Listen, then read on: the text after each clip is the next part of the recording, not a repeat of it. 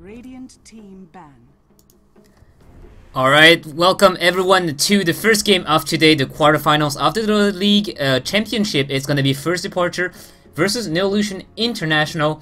So for those who haven't been following that tournament, day one were the group stages. We had 4 teams coming from the Gold Cup of Dota League. The Gold Cup being a tournament that is a bit more focused on fun. It's they win you know, in-game Dota 2 items, and the four best team of Gold Cup actually went to this championship with 12 teams invited. So the invited team, of course, everyone know of Zenith, of Orange, MUFC, but the 4 teams who were coming from the Gold Cup were Chainstack, who were defeated, 3 Kingdoms, who were also defeated. There was Rising Star, who's still in the run, and there's a 4th one which I don't remember. I think it's Mistrust.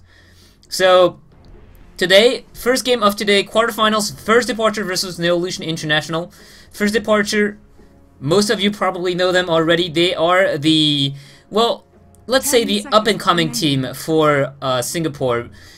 They have the, you know, basically the South Asian scene are run by 3 of the big organizations. There is Zenith, Orange, and MUFC, who are sitting at the top.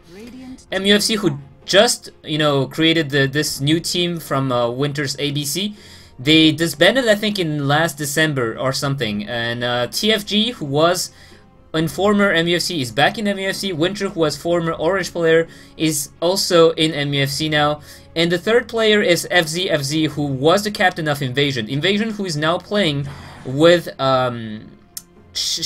So ShenGG was their old captain, and he went to be a coach. But since FZ actually decided to go to MUFC, ShenGG stepped back into his team to be the captain once again, and they did have some success.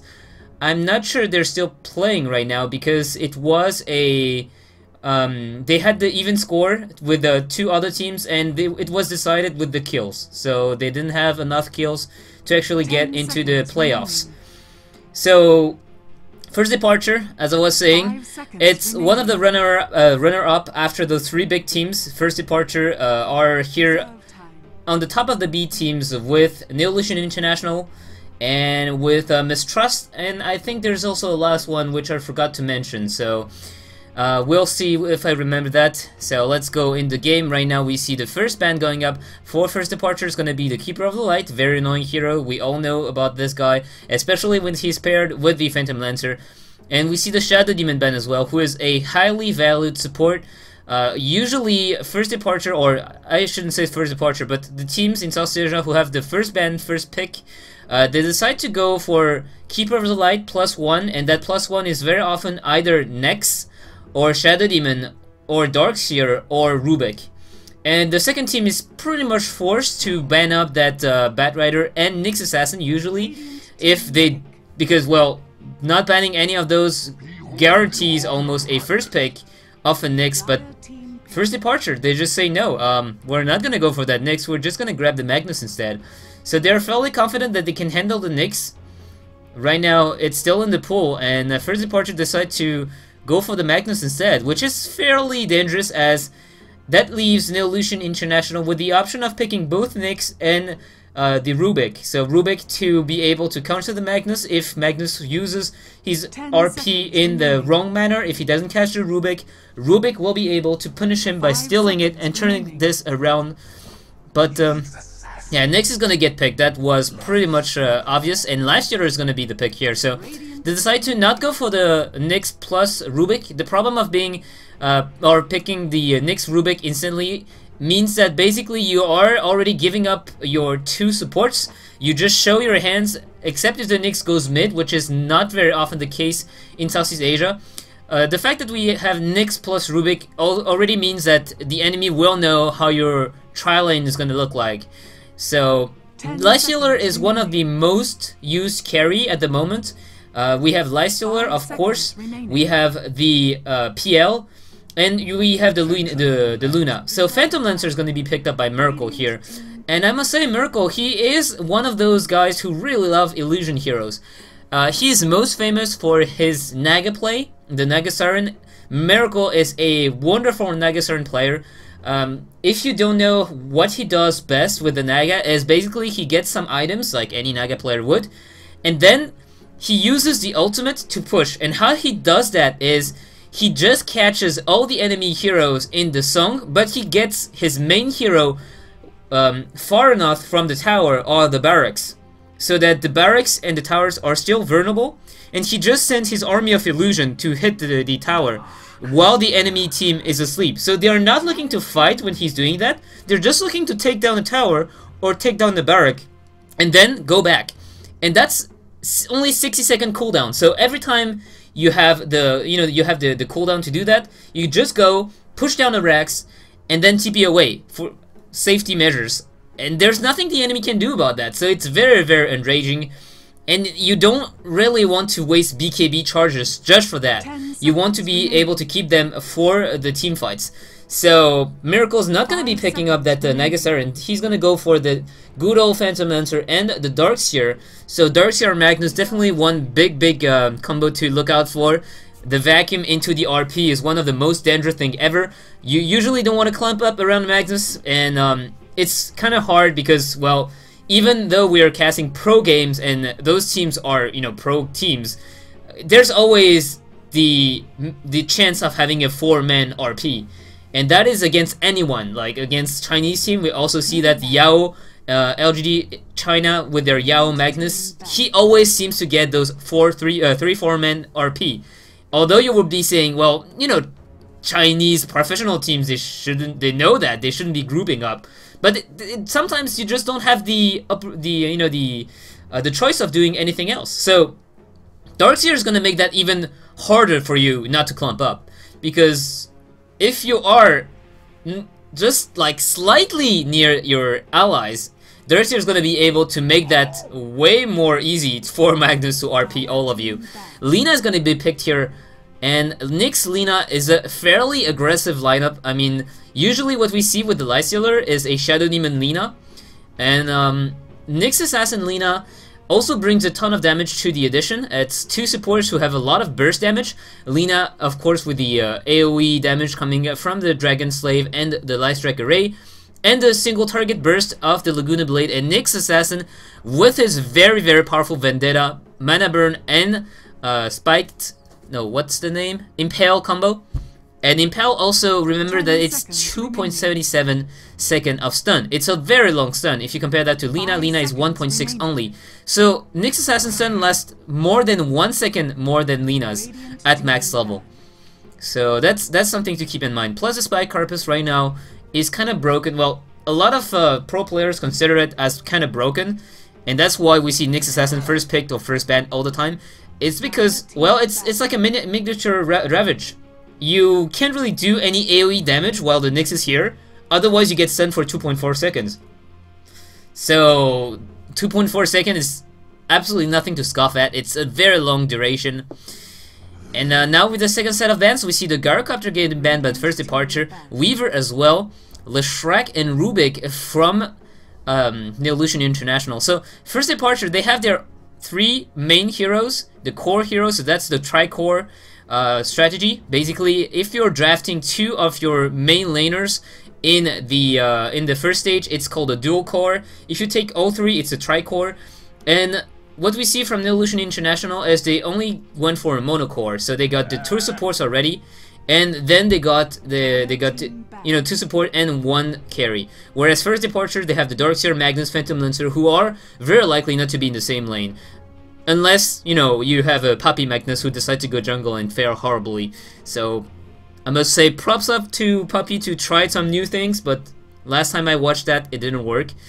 So, we see the Storm Spirit getting banned here, and this is a very good choice. You never want to have the Lifestealer plus Storm Spirit bomb, because, well, Lifestealer just goes into Storm Spirit. Storm Spirit can just jump around everywhere in the map. And also, not only that, but he has a disable. So, he gets to you, use the Electric Vortex, Lifestealer just pops out, has 3 seconds of free hits on you, and if you're still alive after that, which I highly doubt, he can just slow you down some more and kill you. So Disruptor is going to be the last ban here, and that's very interesting because that probably means they are going to go for a hero that are countered by the Disruptor, and that is very often blinking heroes like a Queen of Pain, or also, well, not the Anti-Mage, because Anti-Mage already picked. So Crystal Maiden is going to be the pick for first departure, and that's a very aggressive support as well. Usually when you see a Phantom Lancer, you want to gear up for the late game, because, well, Phantom Lancer is pretty much a guaranteed late game, hero. If you get the game too long, Phantom Lancer is one of those heroes who can outcarry anyone due to the fact that he has illusions, so many illusions, and it's gonna be a pain to kill all those illusions. Whereas Crystal Maiden is pretty much the opposite. It's the support hero that really shines at early levels, like level 2. It's probably the most how do we say that? The most dangerous support at level 2 is a Crystal Maiden, because of the fact that she has a very huge AoE slow that lasts 3.5 seconds at level 1. It's enormous.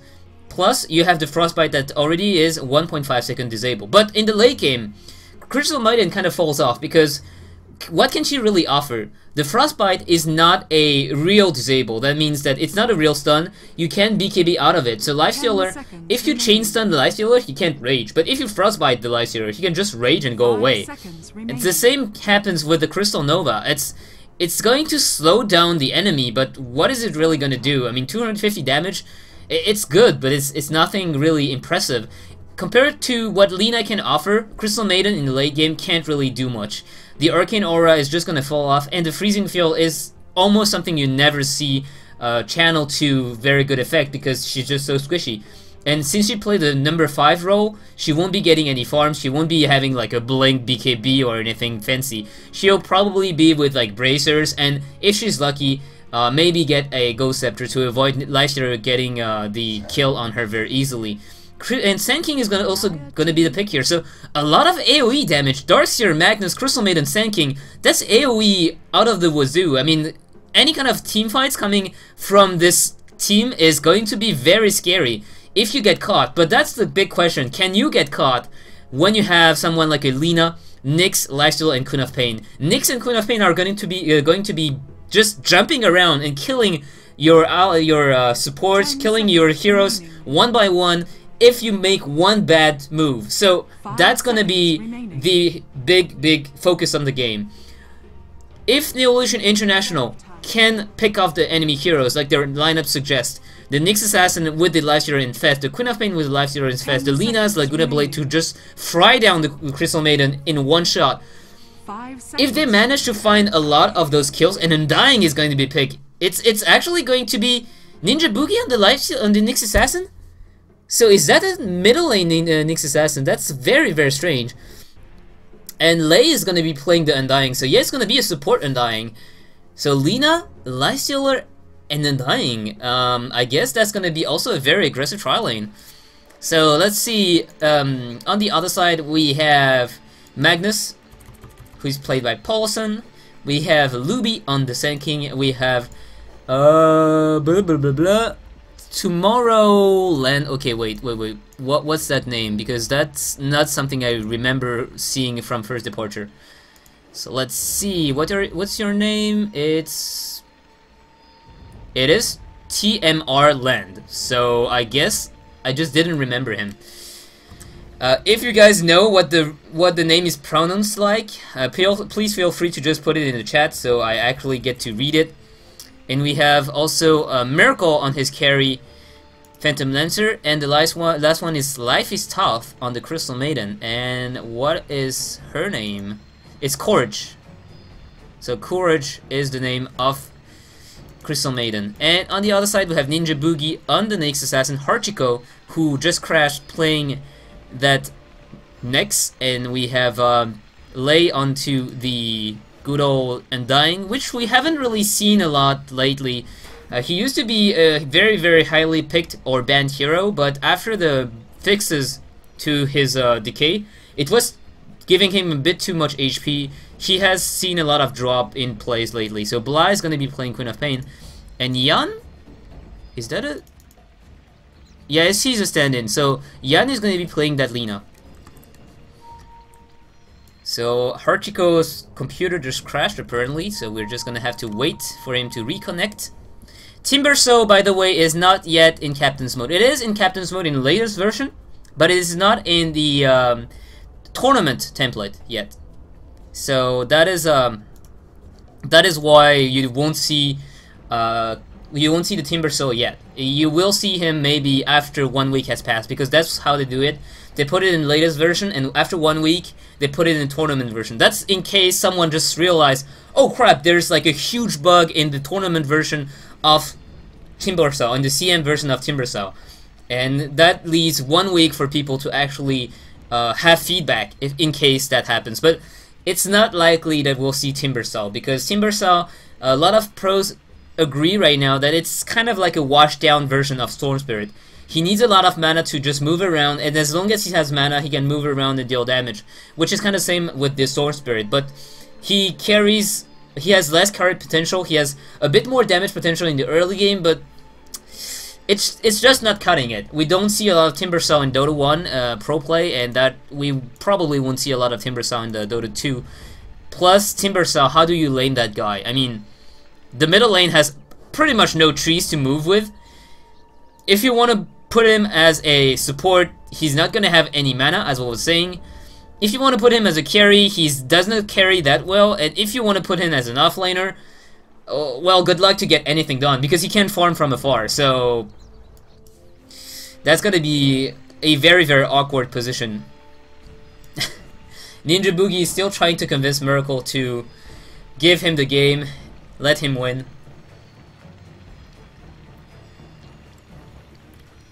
Last time I checked in the lobby, the treat was up to, I think it was chahan or something. It's the chicken rice. Yeah, it was chicken rice. So Ninja Boogie actually proposed to give chicken rice to Miracle for a win. Miracle said yes, but he wanted the chicken rice from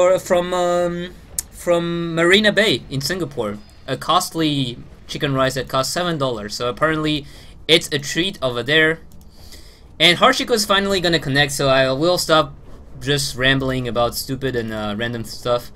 We did see the Queen of Pain getting picked. As I was saying, the Queen of Pain was probably going to be picked after that Disruptor ban, because I wouldn't see the reason why you would ban up the Disruptor if you didn't go for heavy mobility plus spell reliant hero, and one of the hero who actually was fitting that category was the Queen of Pain perfectly, but otherwise there wasn't really a lot. I mean, the Nyx Assassin and the Lina obviously really rely on spells, but as I was saying, Nyx Assassin, if you just put AoE on him, he's gonna stun you, so he can just use the Spy Carpus and run into the Static Storm, and it's gonna be goodbye Disruptor, because 2.4 seconds of stun is just way enough for anyone to pick up Disruptor, who is a very, very squishy support and who don't have any escape mechanism. Well, he has the ability to just land up a kinetic field and walk away, but I mean, Queen of Pain is not gonna care about your kinetic field. She's just gonna blink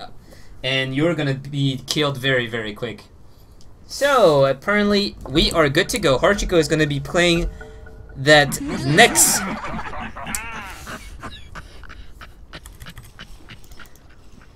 So Lifestealer heading up already for the bottom lane. We see Bala rushing up that. Okay, so how is the lane going to look like? Nyx Assassin, is he gonna solo top lane? That's actually quite weird. We usually don't see a Nyx solo top. Usually when we see Nyx plus Queen of Pain, it is the Queen of Pain going on the solo lane, due to the fact that it's a bit less risky. I mean, if you're in the middle lane, it's harder to gank you because the distance between these two towers are actually not that great if you compare it to like all this. So that means if you're getting ganked, you are easily, well, you can't expect where they come from, so you can put like a ward there. You can also just stay around here if you know that they're gonna come from there. You can stay around there if you know that they're gonna come here. So it's actually easier to find out the ganks, whereas on the top lane, it's very hard. As soon as the creeps cross this path, if you're a Ninja Boogie, you're gonna be scared, because if the supports are not showing on the bottom lane, well, it's not gonna look good. So we'll see a Darkseer versus Nyx Assassin on the top lane, and that's not gonna look good for Nyx Assassin because Darkseer pretty much traps on all melee hero with the Iron Shell. It's very hard to outlane a Darkseer, and he's not gonna care so much about the mana burn either because he will be just able to use and get a very fast Soul Ring in the early levels. I mean, there's no way a single solo Nyx Assassin can outlane a Darkseer in the early levels, at least not until the Darkseer get like leads a Soul Ring, and then when he has the Soul Ring, he'll be able to just spam up that Iron Shell like nobody's business. Even if he has like 0 mana, he can just pop the Soul Ring and pop the Iron Shell and then walk back. So this bottom lane, Miracle might be in a little bit of trouble because this is a very powerful tri-lane for Neolution International. And we see that we already have in fact, the kill coming up onto Phantom Lancer, and he's gonna fall already. If Lifestealer decided to go for the open wound, he might go down, he will go down to the tower. So a bit of a mistake here. Yan is taking a lot of damage as well, but Crystal Maiden, we see that Lei is just pushing the enemy around. Oh, Lei, he might be in trouble here. One stun is gonna latch, Crystal Maiden's gonna slow, and Phantom Lancer, he doesn't have the... Oh no, he doesn't have the lens, but that's gonna be it, because Crystal Maiden just popped level 2. And as I was saying, Crystal Maiden at level 1, a lot, at level 2, a lot of damage. It's 100 damage, and also 70 70... In fact, it's not 70, it's almost 100 damage as well for Frostbite, since it's 70 damage per second, and the Frostbite lasts for, well, 1.5 seconds. So apparently Ninja Boogie's lagging. It shouldn't be happening there. Has 100 ping. Well, you have 100 ping in console. Yeah, he has only 100 ping in the console, so I guess it was just a spike. Or I hope it was just a spike.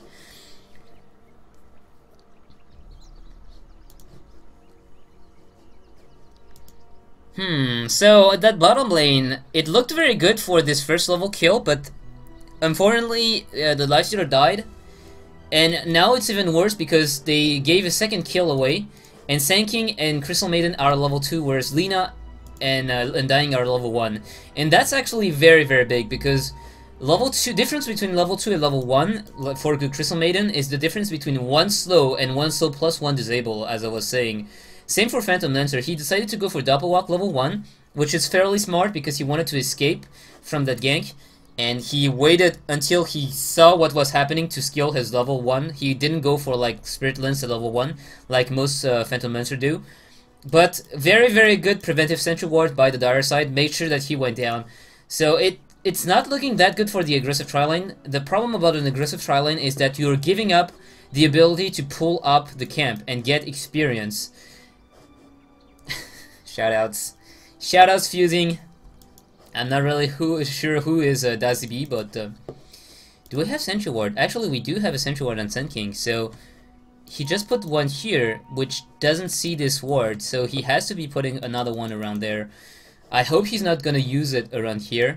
That's something you do. Usually, you just put one Sentry Ward around this area to try to counter ward, and then a second Sentry Ward around this area to just take down this ward. That is a very common warding spot.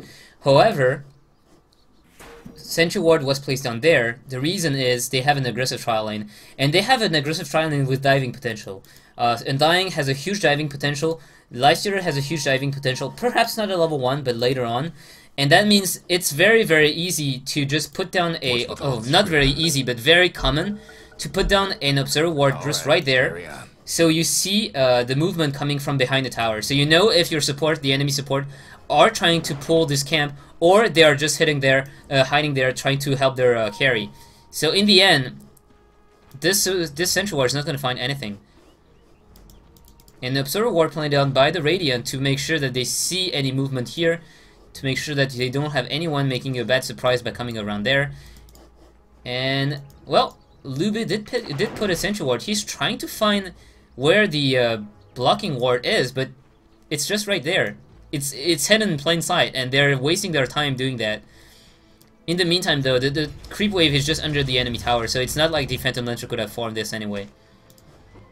So Lina is... no, not Lina. Crystal Maiden's going to go back to the fountain. She knows that there's nothing really she can do right here, and there's no consumables for her, so instead of just wasting her time around there and doing nothing, she was just going back to the fountain. She knew that there was no farm to, you know, to be gotten anyway. Haste Rune is gonna get picked up by Magnus, pinged by the Crystal Maiden, who was paying attention to the minimap. And in that middle lane, it's gonna be 8-4 for Blah, who is leading the way, which is fairly normal against a Magnus.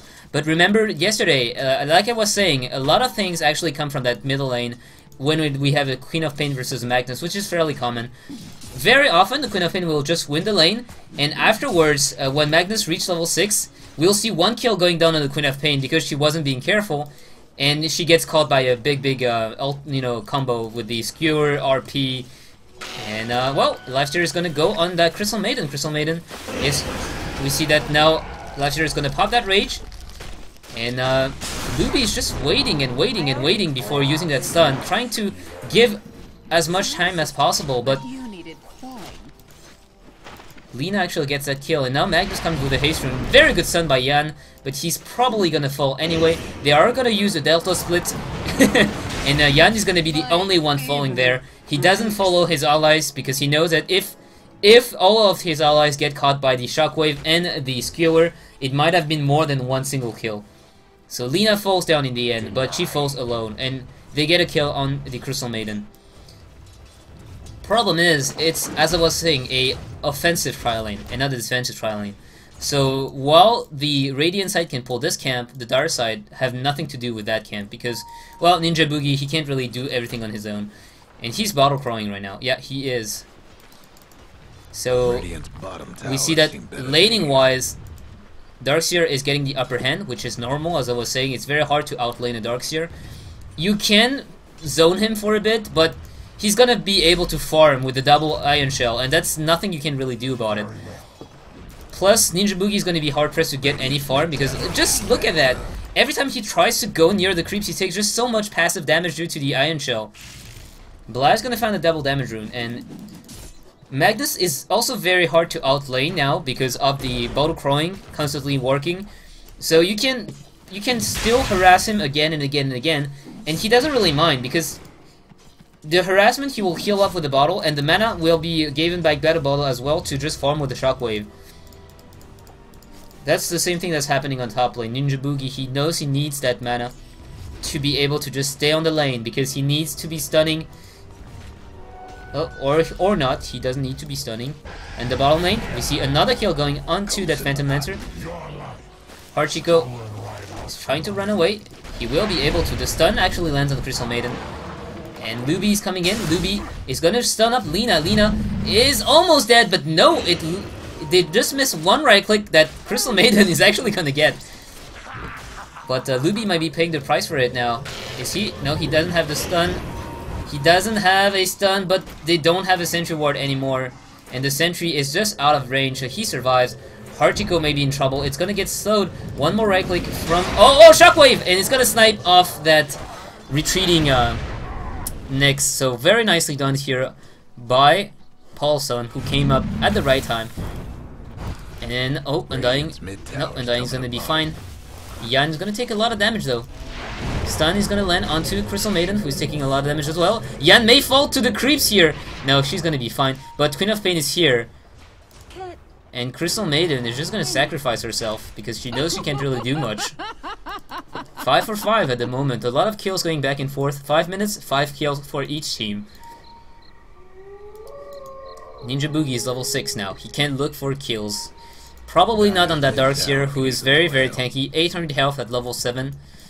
800 health on the Magnus as well. But if he just TPs on the bottom lane, which he's very likely to do very soon, he can catch someone by surprise. Phantom Lancer right now, 600 health. And Crystal Maiden is like the squishiest thing on earth, 560 HP right now. So that middle lane, again, we see that Queen of Pain might be even looking for a kill here. Double TP support coming in, and that's gonna push Queen of Pain away. Otherwise, I would have said Paulson was pretty much dead. He had no mana for Skewer until up now, whereas Queen of Pain had the Sonic Wave ready, so that would have been a very dead Magnus. But good TP support coming in, TPing even 2 persons, even if they cancel 1 TP. The fact that there's 2 TP support make the Queen of Pain a bit more scared. If there was only 1, Queen of Pain might have just said, screw it, I'm gonna dive. get the kill, take the stun from the Sand King, for example, and then just, you know, blink away, because she had haste rune, plus it's a Queen of Pain who has blink.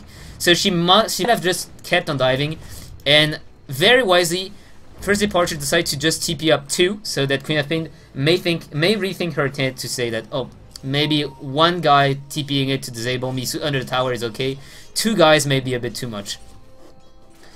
So Hachiko doing a very good job at disrupting the pulls and farming up the pulls that were supposed to go towards the Crystal Maiden's level. And the top lane, no, the middle lane, again, Magnus actually getting a kill with the help of Sand King. And that was what I was talking about very much. Very often we see that Queen of Pain getting a bit too cocky and getting killed by that Magnus, because Magnus does deceptively high amount of damage with the full combo. It 140 damage, 300 damage, that's already 440 damage. Plus the RP dealing 150, so that's approximately 600 damage. Plus you have the stun duration. Plus you have the Sand King coming in with an additional stun. So that's a very long stun duration. Plus a very high damage combo. Hachiko is gonna get some spells in the face. Crystal Maiden is gonna be the target here, and Hachiko already popped up that rage, but we see that the Tombstone is here. Queen of Pain is coming in, they want to get the Sand King, they will get the Sand King as well. They even pop the ultimate for that, they make sure that no one escapes. Well, I say no one escapes, Phantom Lancer is just going to be happily walking away like, nope, not me, I'm fine. So we see that he goes for 1 point in stats instead of going for Juxtapose. I don't really agree with that, very often what we see is the Phantom Lancer, oh, Ninja Boogie, he popped the ultimate for that, but Radiant's bottom tower ain't a pretty sight. TMR, he smells something's fishy, so he's not gonna go away, he's just gonna stand under his own tower. Very wise play here. Bottom lane though, it's getting pressured, not getting pulled down already, so Lifestealer decided to go for Auber Venom as well, so that's even more slow. You really want to take down the enemy. Lina, level 5, and what level is the Undying? Level 5 as well.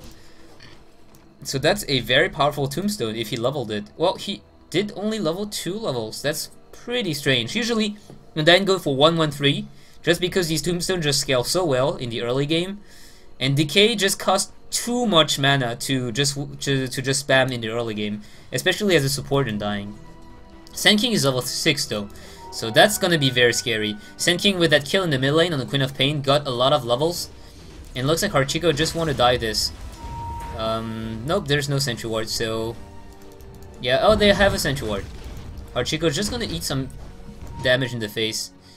Queen of Pain is invisible. Did they have a Sentry Ward? No, they have no Sentry Wards. I must say Ninja Boogie, I'm waiting for him to make a move on other lanes. He's standing on this top lane right now, but it's not gonna be enough.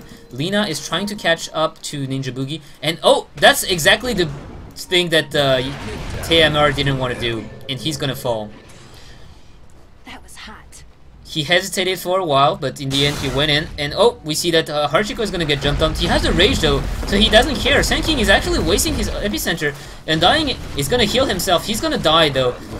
He went a bit too far in. I feel like he could have just backed off. He was a bit too aggressive, and we see that Crystal Maiden's gonna fall this time. There's no way she can escape from that.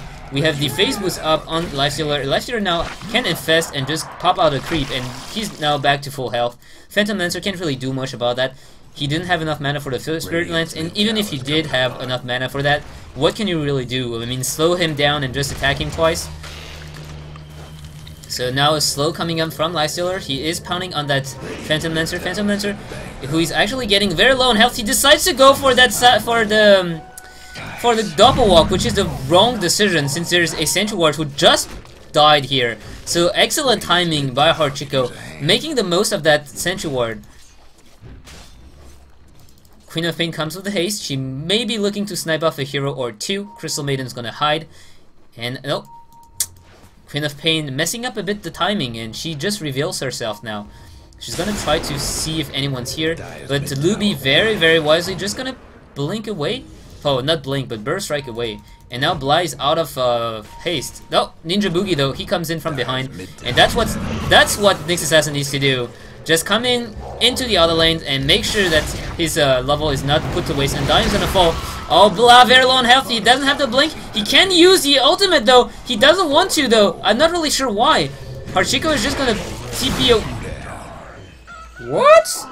What? That TP, I think the timing was a bit too late, so the rage actually went out, and it feels like he canceled the TP by moving, but I'm not really sure. Maybe he just died because the rage was over, and he just took all the nukes in the face. So Lina now is going to go to the top lane in the meantime and get the levels that she need. Lina, when she gets level 11, she's very powerful. I mean, when she gets level 9, she was already very powerful because she has she has the Dragon Slave and Life Striker maxed up. We see that she actually puts 1 point in Fierce Soul just to be able to get a tad bit more of attack speed and movement speed. And if you look at the scaling, it's actually not that great, but level 1 is insane. 1 spell, 2 spell actually give you 80% bonus attack speed, which is insane in the early game, because the early game you rely a lot on right-click damage to just get the kills in the tri-lane, for example. Since all the heroes are low on levels, your spells won't do that much damage, and your right clicks will be what makes the difference in the end. So getting plus 80% attack speed means that it's going to be the difference between 3 or 4 attacks. And that's going to be a difference between the Phantom Lancer leaving with 58 health or just dying. So middle lane now, they might be wanting to go onto that Magnus. The stun is gonna land, and there's the Laguna Blade. There is the ultimate Sonic Wave, not giving Magnus the chance to just skewer away. And all that was in a 1.6 second duration during the stun. So now we see there is a Sentry Ward. They see where Ninja Boogie is. Ninja Boogie is gonna miss that stun. Very, very unfortunate, very uncommon on him. And now we see that the Crystal Maidens are just gonna not survive. Very, very, very, very high damage coming from that Dark side. And last year even using the Infest to make sure that the burst damage was enough. Radiant's mid tower's getting banged up. Radiant's mid tower's getting the what for? Once again, first departure, they were the favorite here, but they're starting to feel the sting. However, as I want to remind you guys, this is a pick-off lineup. That's why they get so much kills.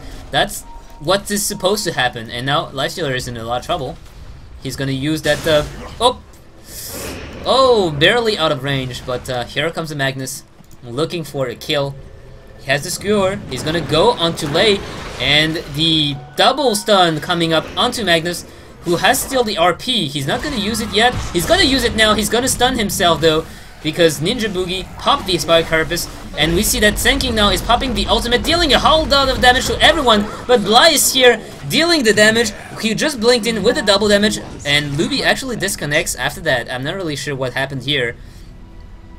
So 9 for 19, but as I was saying, remember, this is a pick-off lineup. They are supposed to get the kills in the early game. They are supposed to be the aggressor, because the late game of First Departure is absolutely insane, and it's very, very scary. Once they get to the late game, if they manage to get some farm on Miracle, and I know Miracle is very, very good at finding farm when he's pressured.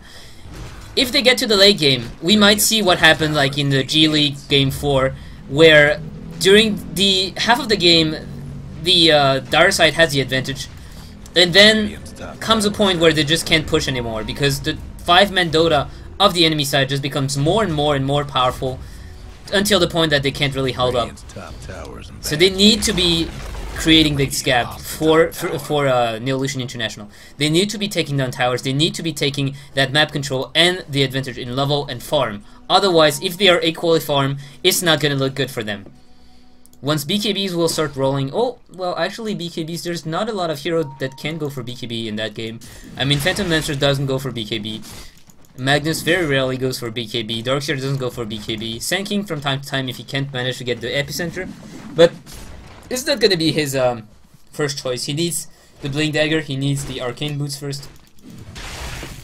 And that Crystal Maiden, it's just paper. She goes for the most aggressive build ever, the Crystal Nova as well as Frostbite, but as I was saying, I'm not really sure what they really want to do with that Crystal Maiden. It's not working out so far. Crystal Maiden is a hero that really relies on aggression, and right now they know they are just outclassed in aggression in the early game.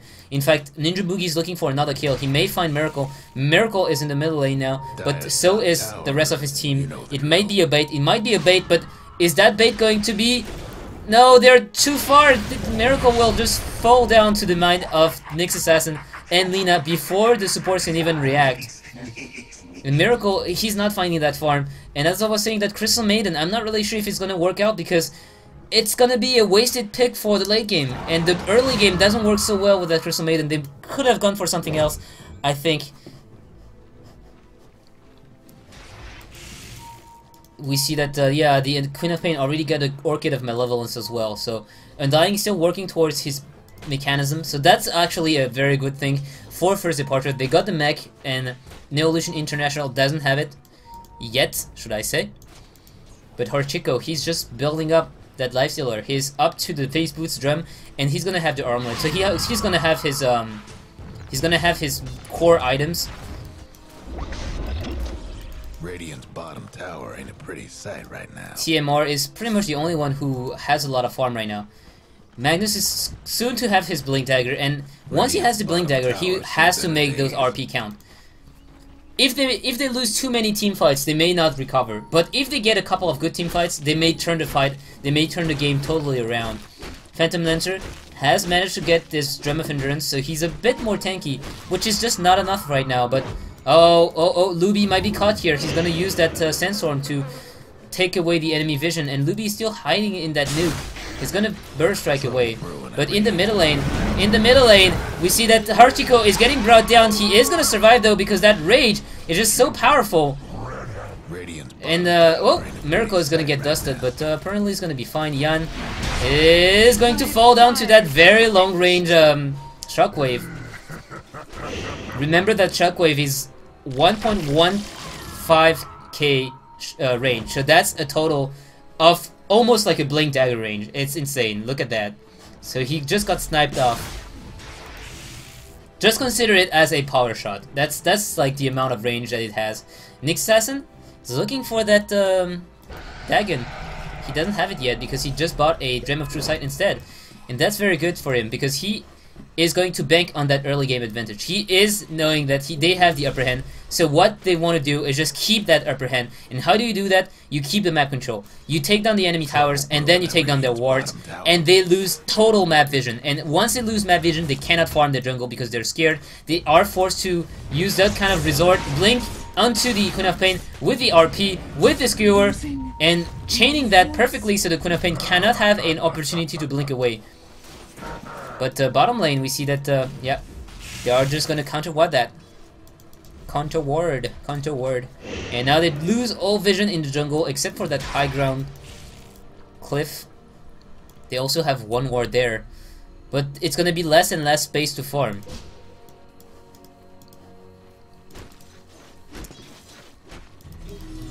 Luby still doesn't have anything, but that's pretty much normal for that support sanking.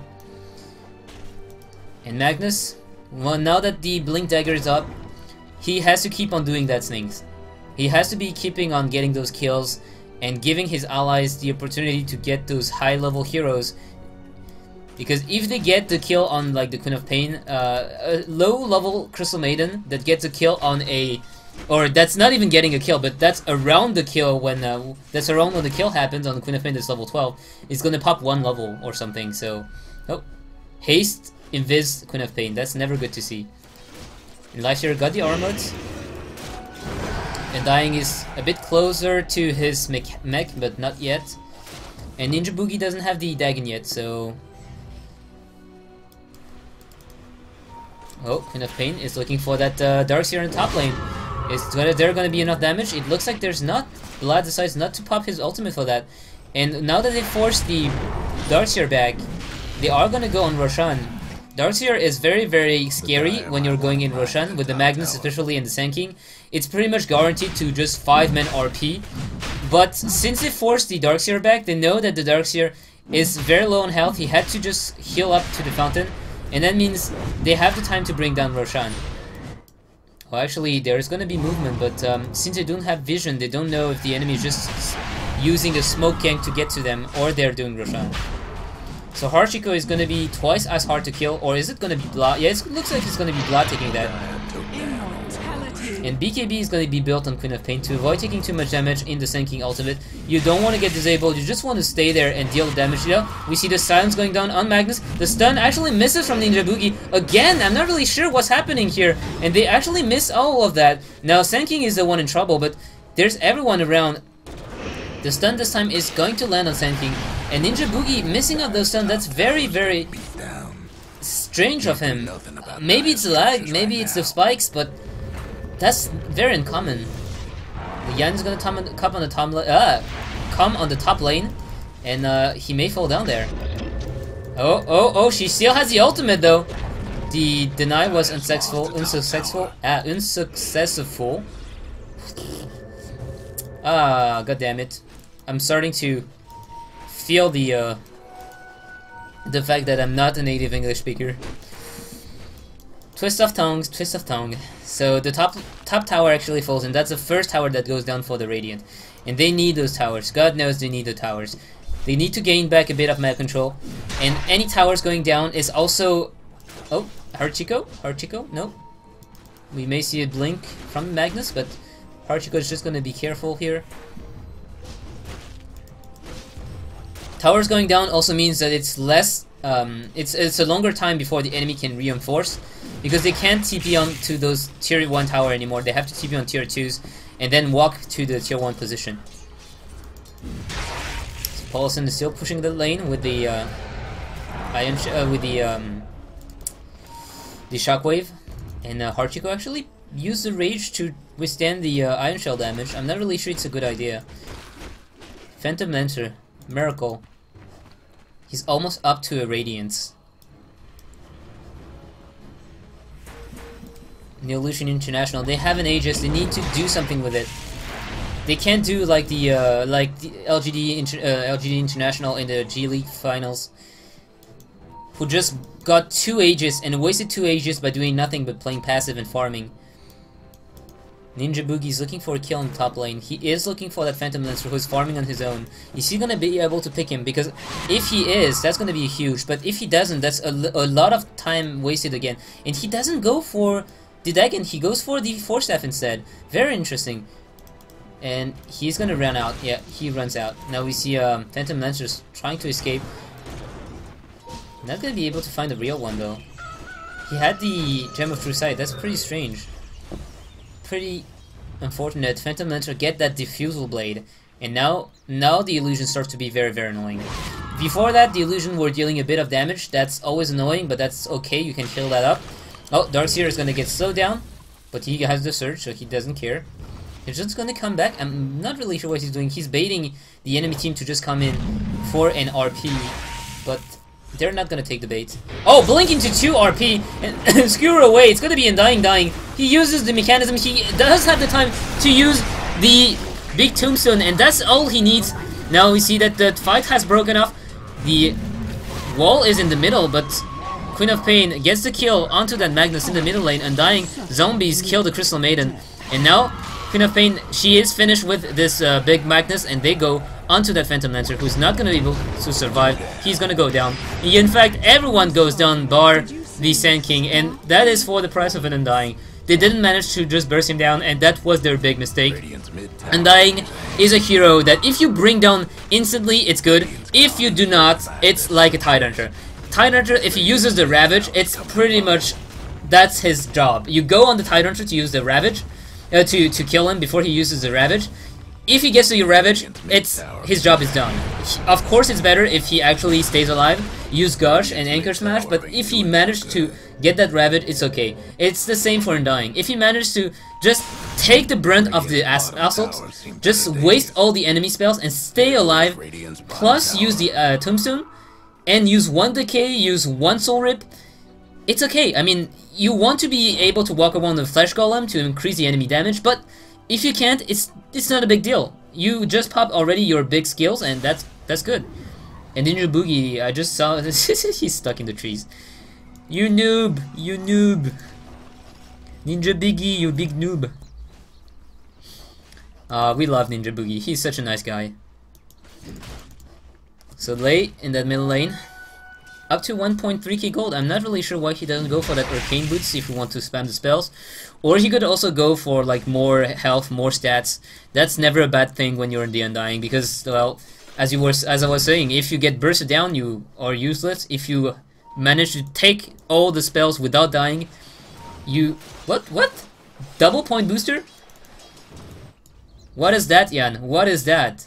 You will have to explain that to me.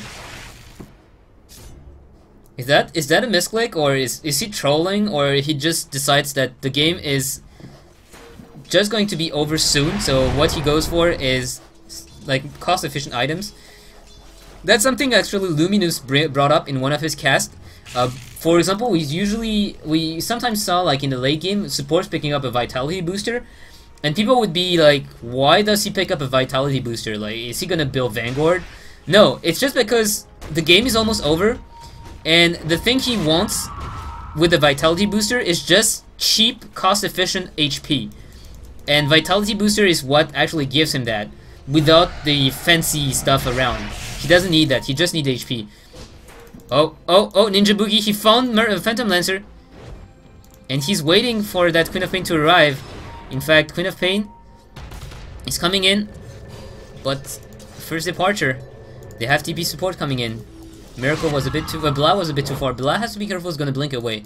Very wisely doing so as well, because everyone is coming in. In the meantime though, that means top lane is gonna be ripped for pushing. They did know that they forced the TPs, so the enemies are far away. Magnus is gonna get slowed down. He's gonna blink away. Archico is getting kited around. They might turn around for an RP. RP is gonna be missed! And Polo-san, that's... What did he do that? Oh no, then the Undying is still there. And you see the Undying doesn't die. He just doesn't die. He's still alive. Archico's still alive. Everyone's still alive. And Queen of Pain is coming in from behind. She is bringing down all the support. We see Darkseer going down as well. This is a best of one, unfortunately. First departure. They are going to get brought down. And can they make that happen? Is first departure going to fall to Neolution International? Radiant's top tower is taking hits. Oh, they're just going around going around the wall. Yan? Radiant's top No, Yan is okay. The Radiant got one last top tower. Miracle is their only hope. Help me, Miracle. You're my only hope. Radiant's top tower's hurt. Top tower is gonna get started to get worn down. Dire's mid tower. Lifestealer, he doesn't have the ultimates. And Crystal Maiden's gonna fall already, so it's gonna be a 4v5. Bought back by the Darkseer as well. Archico, low on the health. Blink. Nope. Tanking a bit too slow on his burst strike. He's gonna fall for that. Just dying one after the other. It's top tower is gonna fall now.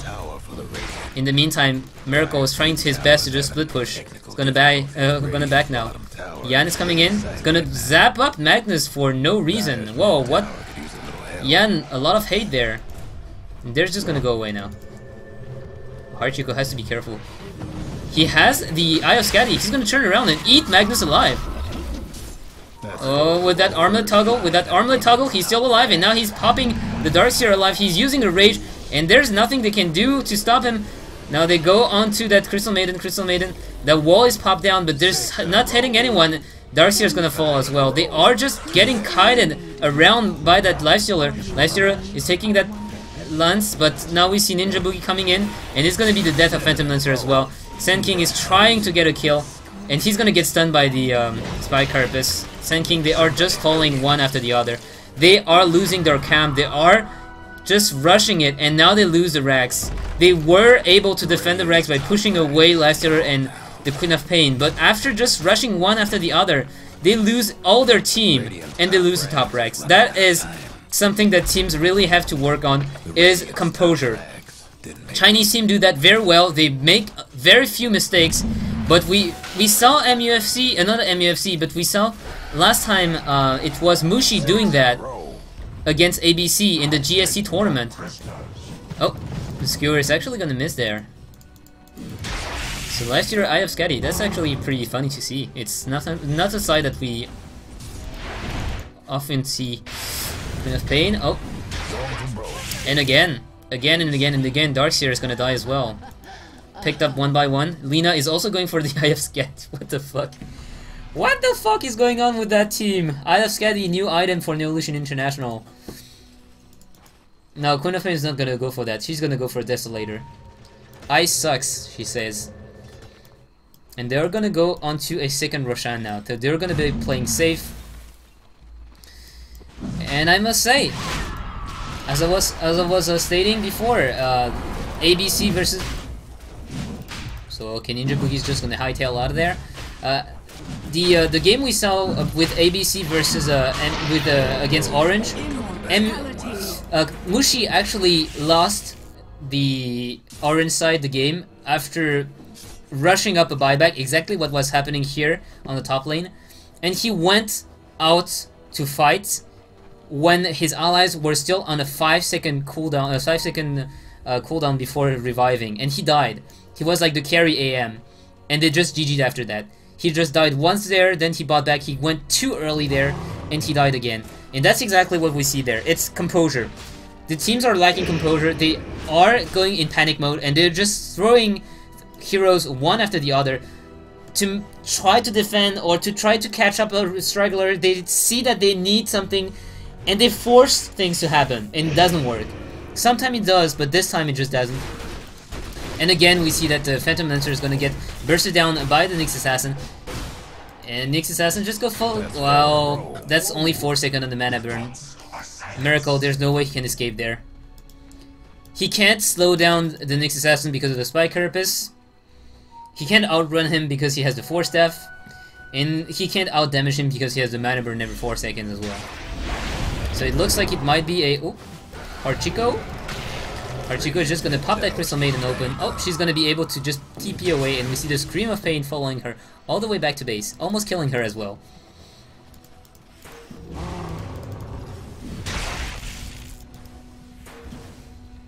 Ping's coming out, I'm not really sure why. Radiant's toughened up their structures. And the glyph is pop already. Hachiko is pounding on that tower. Tower is going down slowly and slowly. Oh, posed by Paulson. Queen of Pain is the one with the Aegis right now. So with that Aegis, that means that she can just take the damage, she doesn't care. They know that Lifestealer is probably not going to go down anyway, because... I mean, what the hell? Senjin Yasha plus Eye of Skadi, that's like slow plus slow. And Senjin Yasha now is no longer a orb effect, so it stacks with the Eye of Skadi.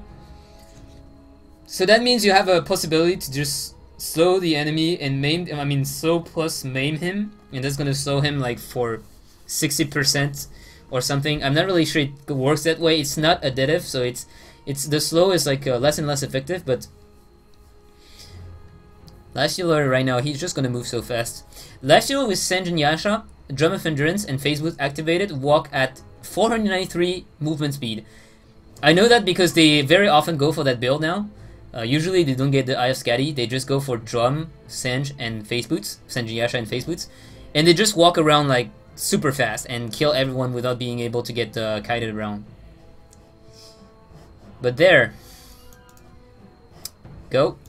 It's gonna be the last fight for first departure, it seems. If they mess that up, it's gonna be the end, I guess. I don't see them surviving this one. We see Miracle even bought back for that. No, he just respawned.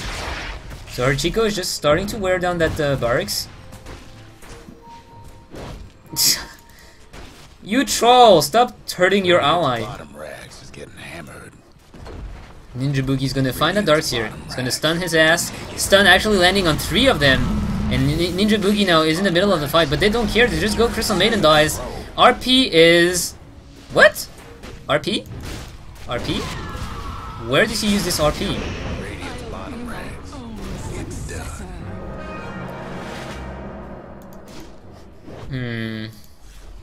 That Magnus RP, I didn't even see where it was.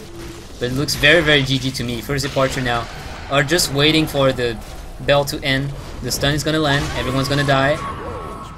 Skewer is gonna miss as well. And GG well played. Miracle, cold to GG. It's gonna be Neolution International taking out first departure, one of the favorite of this tournament. Very, very nicely done by Neolution International. Chicken rice, please. Well, I guess at least Miracle will be treated chicken rice by Ninja Boogie. So that's a win. And it's GG. GG well played. Someone's having technical difficulty. So thank you guys for watching. This was DotaTalk Myzzrym. And we will be watching the next, which will be Zenith versus There goes Neolution the International. Radiant's Or mid. if Zenith lost their opponent versus Neolution International. Somebody's cooking.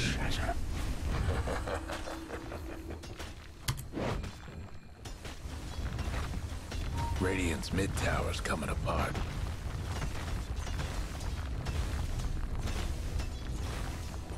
Radiant's mid tower could use a hand. Dire's done it again.